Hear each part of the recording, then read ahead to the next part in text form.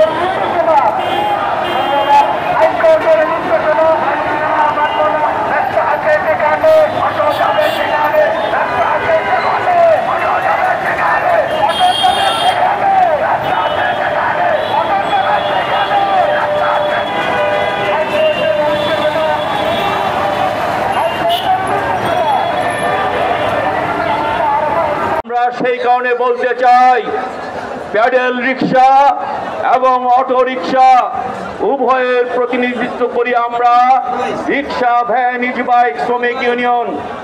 Pedal রিক্সা এবং auto রিক্সার মধ্যে কেউ যদি বিভেদ করতে চান সেই বিভেদ আমরা প্রতিরোধ করব।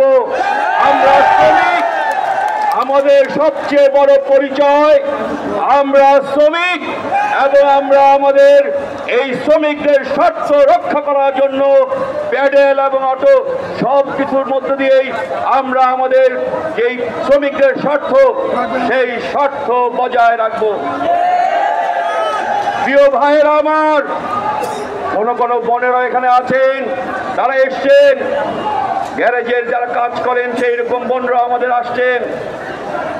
প্রিয় ভাই বোনেরা, বৈষম্য বিরোধী আন্দোলনে আমাদের 24 জন রিক্সা শ্রমিক আত্মদান করেছে।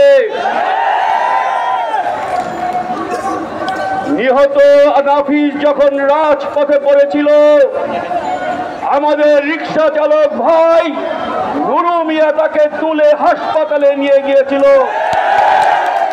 অসংখ্য আহত ছাত্রকে রাজপথ থেকে হাসপাতালে নিয়ে গিয়েছিল আমাদের রিক্সা শ্রমিক ভাইরা। এই আন্দোলনে ঢাকার সবচেয়ে বড় শক্তি ছিল রিক্সা শ্রমিক ভাইরা। কিন্তু বৈষম্য বিরোধী আন্দোলন, সেই আন্দোলন যাদের বিরুদ্ধে প্রথম বৈষম্য করলো তারা হচ্ছে রিক্সা শ্রমিক। আমরা তীব্র নিন্দা জানাই। গার্মেন্ট শ্রমিকরা তাদের মজুরি চাইতে গিয়ে আশুলিয়া, সাভার, গাজীপুরে 3 জন গার্মেন্ট শ্রমিককে গুলি করে হত্যা করা হয়েছে। আমরা বলতে চাই, ইউনূস সাহেব, আপনি শ্রমজীবী মানুষের রক্তের উপর দাঁড়িয়ে অন্তর্বর্তীকালীন সরকারের প্রধান হয়েছেন। আপনি শ্রমিকদের বুকে গুলি চালাতে দ্বিধা করলেন না।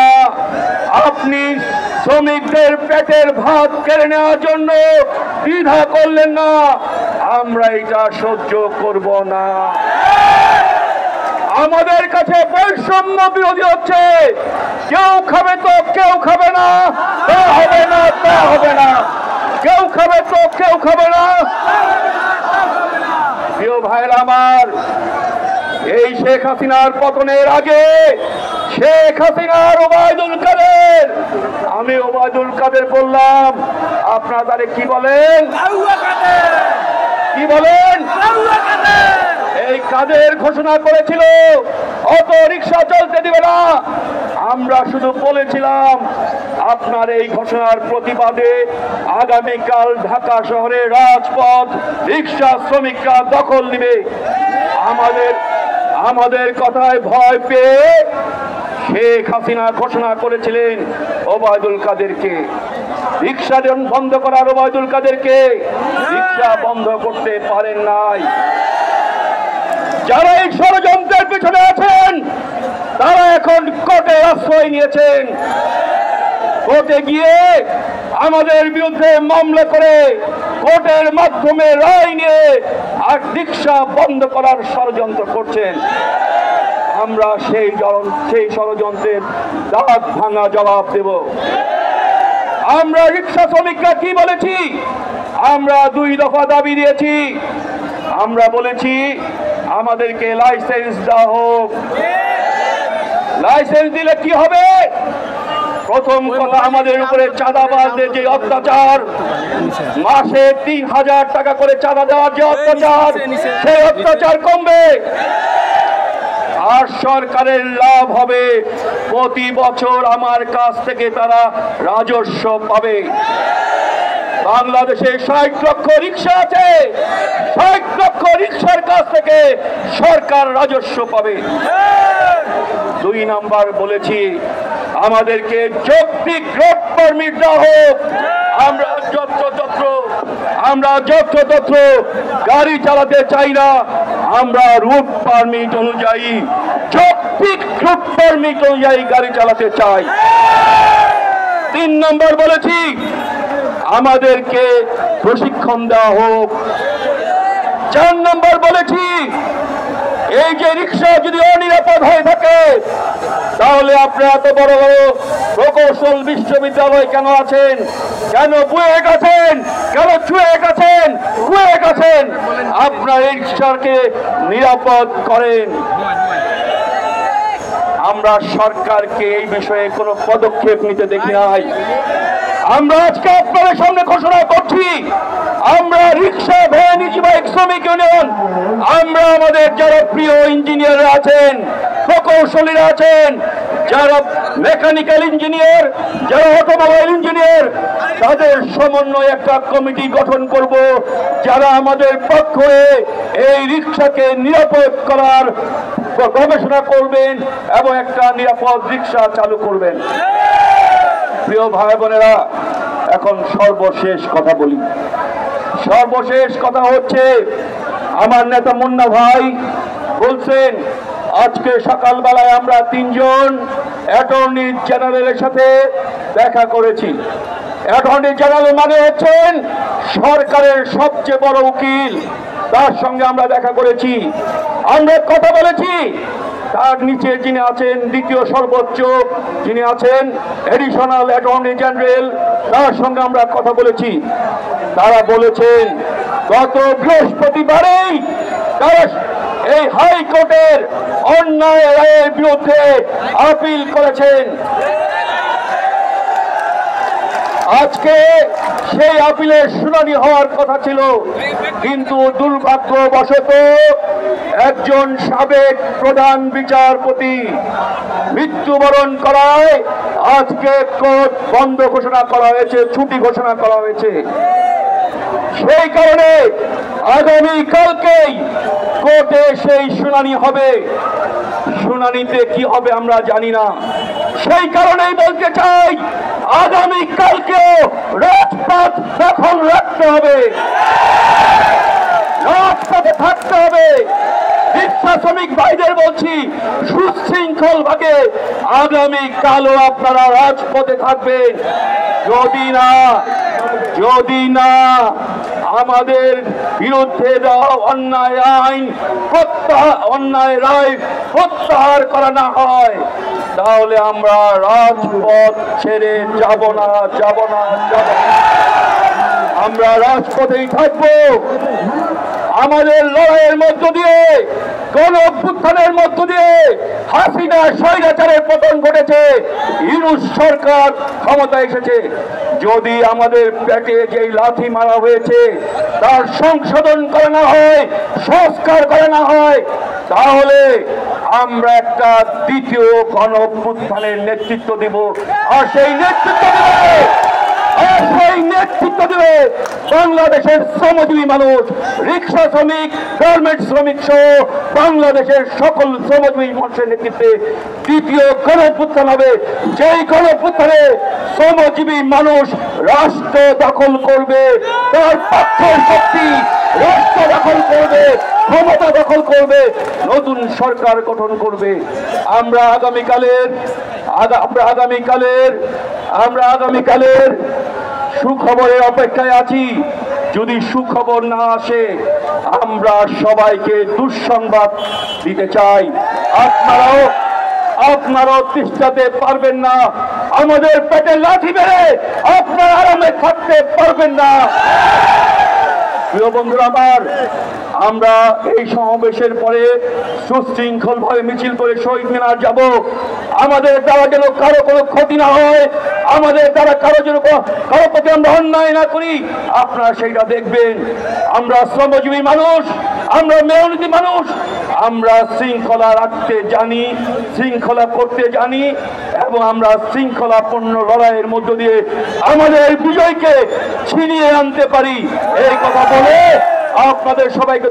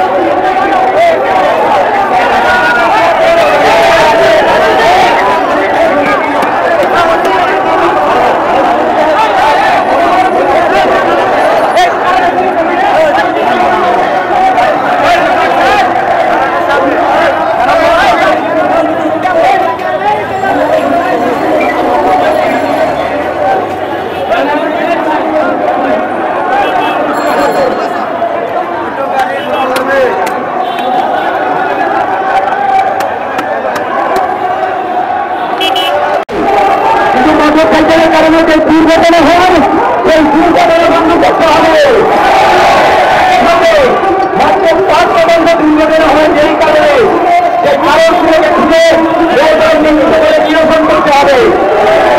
এবং আমরা বলছি লাইসেন্স দেওয়ার আগে বিশ্ব চালানোর ন্যূনতম পদ্ধতি জানা দরকার।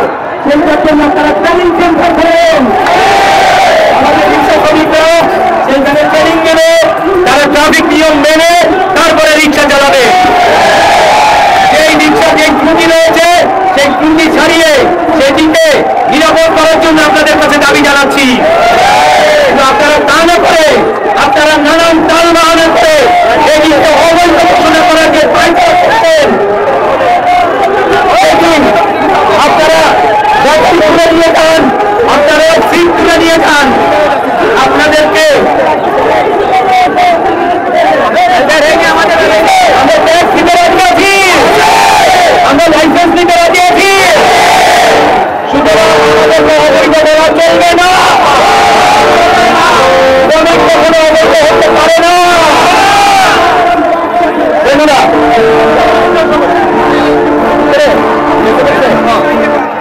কেমনে যাবো?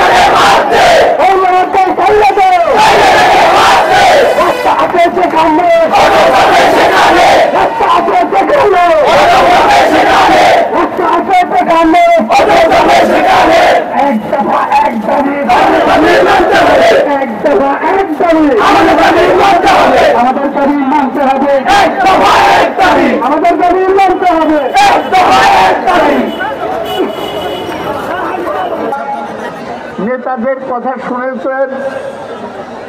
আপনাদের লক্ষ্য, আন্দোলনের লক্ষ্য এবং উদ্দেশ্য এখানে পরিষ্কার হয়ে গেছে।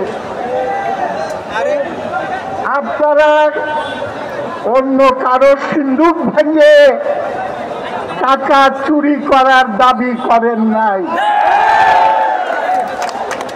আপনারা কারো কাছে ভিক্ষা করারও দাবি করেন নাই। আপনারা বলেছেন যে আমাদের হাত আছে, পা আছে, আল্লাহ তাআলা দিতে, আমরা এটা কাজে লাগাই নিজেরা বাঁচতে চাই, দেশকেও বাঁচাইতে চাই। তাহলে পরে এই অন্যায় সিদ্ধান্ত সরকার কেন দিল, এই কথাটা সম্পর্কে আমি কিছু বলবো। বাংলাদেশে মানুষ দুই রকম আছে। অল্প কিছু লোক হলো শোষক, জালেম, অত্যাচারী, আর শতকরা 95% হলো সাধারণ মানুষ, কৃষক, ক্ষেত মজুর, শ্রমিক, ভুটে, রিক্সাওয়ালা, গার্মেন্টসের শ্রমিক। আমি খালি স্পষ্ট করে এটা বলতে চাই, ঢাকা শহরে শতকরা 90 জন হলো গরিব কিংবা মধ্যবিত্ত, হাতে গোনা অল্প, ধরলাম 10 ভাগ, তারা হলো বড় লোক, গাড়ি চালায়, বউয়ের জন্য একটা গাড়ি, মেয়ের জন্য একটা গাড়ি, নিজের জন্য একটা গাড়ি। একবার একজন মন্ত্রী বলেছিলেন, কোটি টাকার গাড়ি আনাটা খারাপ না, এইটা হলে পরে দুনিয়াতে আমরা দেখাতে পারবো যে আমরা উন্নতি করিয়াছি। আর গরিব মানুষকে যাতে তারা না দেখতে পারে ওর জন্য রাস্তার পাশে টিন দিয়ে, বেড়া দিয়ে ঢাইকা রাখে, পর্দা দিয়ে ঢাইকা রাখে। অত কষ্ট করতে হবে না। তোমাদের 10 ভাগের জন্য ঢাকা শহরের 10 ভাগ আমরা ছেড়ে দিব, বাকি 90 ভাগ গরিবের দখলে দিয়ে দেব। 71 সালে আমরা দেশকে স্বাধীন করার সময় আমাদের যুক্তি কি ছিল? যুক্তি ছিল পাঞ্জাবিরা হলো সংখ্যায় কম আর বাঙালিরা সংখ্যায় বেশি। আমাদের বাঙালির ন্যায্য হিস্সা দিতে হবে। তারা ন্যায্য হিস্সা দেয় নাই, আমরা দেশ স্বাধীন করেছি। তাহলে পরে একই যুক্তিতে আমি যদি বলি যে তোমাদের 10 ভাগ দিয়ে তোমরা যাও, দরকার হলে তোমাদেরকে চাঁদে পাঠিয়ে দেব, কিন্তু ঢাকা শহরে 90 ভাগ 95 ভাগ গরিব মধ্যবিত্ত এই ঢাকা শহর তাদেরই থাকবে। বলে যে শহরকে সুন্দর করতে হবে, মানুষকে ক্ষুধার্ত রেখে শহরকে সুন্দর করা সম্ভব না। তাই ঢাকা শহরের সৌন্দর্য বাড়াইতে হইলে আমাদের খেটে খাওয়া মানুষের সৌন্দর্য, তাদের পেটে ভাত, পরনের কাপড়, তাদের উন্নত জীবনের নিশ্চয় বিধান করতে হবে। আপনারা এখানে যারা আছেন তারা একসময় গ্রাম থেকে শহরে বাধ্য হয়ে আসছেন নাকি? গ্রামে কাজ নাই, ফসলের দাম নাই, অভাব অনটনে জীবিকার জন্য আপনারা ঢাকায় আসছেন। আমি ক্ষেত মজুরদের নিয়ে সংগ্রাম করতাম, সেই ক্ষেত মজুরদের সম্পর্কে আমি বলতাম, ভর্তার নিচে তরকারি হয় না, নেংটির নিচে কাপড় হয় না, সেরকম ক্ষেত মজুরের নিচে মানুষ হয় না। না বাঁচতে পারে বাধ্য হয়ে ঢাকায় আসে এবং কিছু ইনকাম করে তারা বিদেশে চলে যেতে চায়। হাসিনা যখন প্রধানমন্ত্রী ছিল আমার সঙ্গে একটা বাহাস হয়েছিল।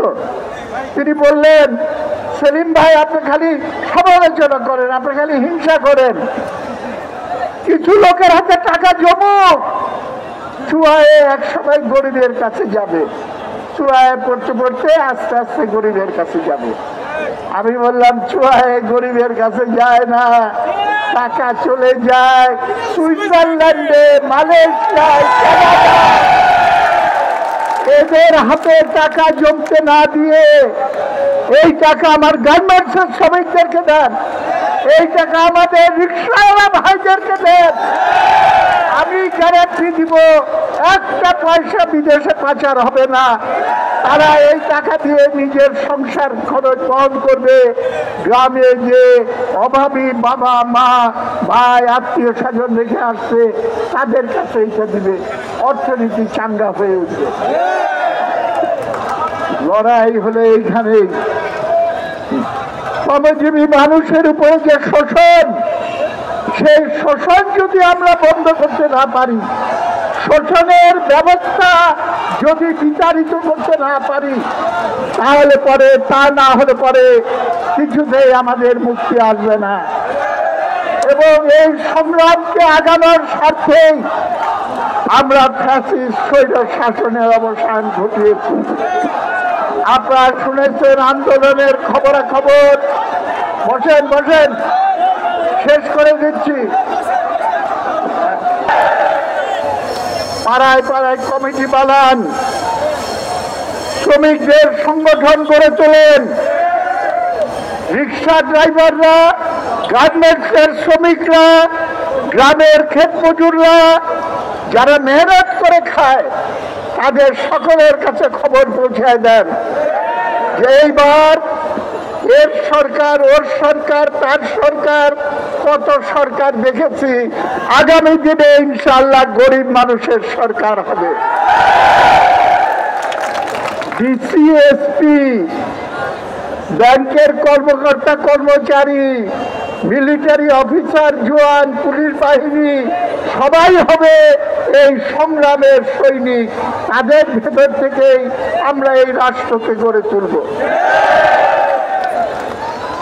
কেউ খাবে আর কেউ খাবে না তা হবে না। আপনারা শুনেছেন, এইটাই হলো বৈষম্যের বিরুদ্ধে যদি কেউ থাকতে চায় তাহলে পরে তাকে আন্দোলনটা সেই জায়গায় নিয়ে যেতে হবে। হাইকোর্টের খবর আপনারা শুনছেন। খালি আমি একটা কথা বলবো, বাঙ্গালকে হাইকোর্ট দেখানোর চেষ্টা করা হলে আগুন জ্বলে উঠবে সারা বাংলাদেশে। লড়াই চালাইতে থাকেন। আইন সিদ্ধভাবে আমরা লড়াই করতেছি, সেই লড়াই আগায় নিয়ে ইনশাআল্লাহ আমাদের বিজয় আমরা ছিনিয়ে আনতে সক্ষম হব। আমি আমাদের মনে করেন ভাই হাইকোর্টের থেকে আমাদেরকে বৈধ ঘোষণা দিছে ভাই, হঠাৎ করে হাইকোর্টের থেকে এই নির্দেশনা আমরা মানতে পারি না, এটা সরাসরি গরিবের পেটে লাথি মারা। আর হাইকোর্টের নির্দেশনা দিচ্ছে আমরা অটো চালাতে পারবো না। কেন ভাই, এই দেশে তো অবৈধ সবকিছু চলতেছে, অটো তো আমরা মনে করি অবৈধ না, আমাদেরকে নির্দেশনা দেয় আমরা চলি। কারণ আমার ইনপুট এগুলা যে সরকার ছিল প্রথম, এই সরকারের ইনপুট গুলো বাংলাদেশে আনছে, আনার পরে আমরা অটো কিস্তিতে তুলে অটো কিনছি, আজকে অটো বন্ধ করে দিয়েছে। অ্যাক্সিডেন্ট তো সরকারই করে, মাইকে করতেছে, চেঞ্জ করতেছে, অটো রিক্সার খালি দোষ হইতেছে। কেন ভাই, আমাদের একটা কথা, যদি আমরা অটো বন্ধ করে দিতে হয়, আমরা 70-80 হাজার টাকা দিয়ে লোন করে অটো কিনছি, আমরা টাকা দিয়ে যাই, আমরা নিয়ে যাই, আমরা রাস্তায় অটো চালাবো না। আমরা দাবি একটাই, ভাই দেখেন, আপনারা দেখেন যারা অটো বন্ধ করতে চাইতেছে তারা কিন্তু ভালো লোক না, কারণ তারা তো দেশে বিশৃঙ্খলা, গরিবের পেটে লাথি মারা মানে কি একটা বিশৃঙ্খলা সৃষ্টি করা। যে হাইকোর্টে তারা আই দিচ্ছে সে ভালো লোক না, কারণ আজকে দেখেন হাজার হাজার মানুষ অটো চালা, তারা যদি বেকার হয়ে যায় রাস্তার মধ্যে যে সেনাবাহিনী আজকে অটো নিয়ে সেনাবাহিনী মাদক চুরি চিন্তায় বন্ধ করতে চায়, এই চুরি চিন্তায় পারবো কমবে না, কারণ তারা যদি বার্তা দেয়, আমার পেটে যদি বার্তা দেয় আমি কি করবো, আমি কি করে কেমন অবশেষে আমার রাস্তার মধ্যে চিন্তাই করতে হবে, ডাকাতি করতে হবে। আমি আপনাদের কাছে সাংবাদিক ভাইরা এটা ভাইরাল করে দিবেন যে আমাদের অটো রাস্তাঘাটে যেখানে রাস্তা আছে এখানে অটো চলবো, একটা নির্দেশনা আমাদেরকে দিয়ে দেয়। আমরা বলতে চাই যেন আমাদেরকে সুন্দর শ্রেষ্ঠভাবে চলার মতো ট্রাফিক দেয়, যাতে আমরা নিয়ম শৃঙ্খলা মেনে অটো রাস্তা উঠে চলতে পারি, আমাদেরকে একটা দিক নির্দেশনা দিয়ে দেয়। আর ওই বৈধ রায় আমরা মানি না, যারা হাইকোর্টের রায় দিচ্ছে এই রায়টা আমাদের দাবি নেই। আমরা মহামান্য যে বর্তমান উপদেষ্টা আছে তাদেরকে সম্মান জানিয়ে, আইন শৃঙ্খলা বাহিনীকে সম্মান জানিয়ে আমাদের দাবি করে এক দফায় এক দাবি আমাদের উঠায় দিতে হবে, আরো একটা চলার অনুমতি দিতে হবে, আজকে দিতে হবে। আমরা রাস্তা আমরা গেলাম, আমরা হাইকোর্ট গ্রাউন্ড করবো, আমরা এখান থেকে যাবো না, যতগুলো আমাদের জানো কিছু চলে যেতে হবে না।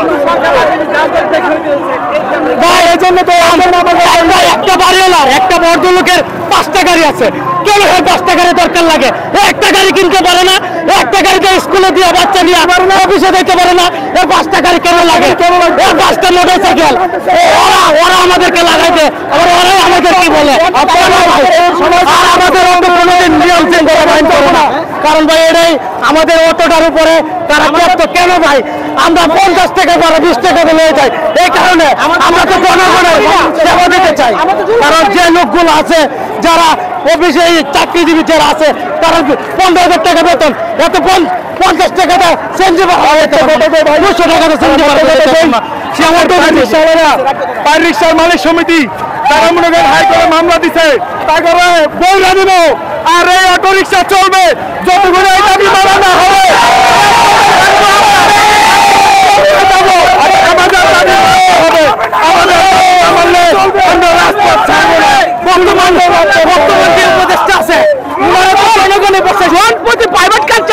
সমস্যা নাই, আমাদের সমস্যা কারণটা কি সেটা তো আমাদের প্রতি তাদের মায়া নাই। আমরা কি দেশের নাগরিক না, নাকি আমরা কি রোহিঙ্গা নাকি? আমাদের চলতে দাও, আমরা কিস্তিতে গাড়ি নিচ্ছি, আমাদের সমাজ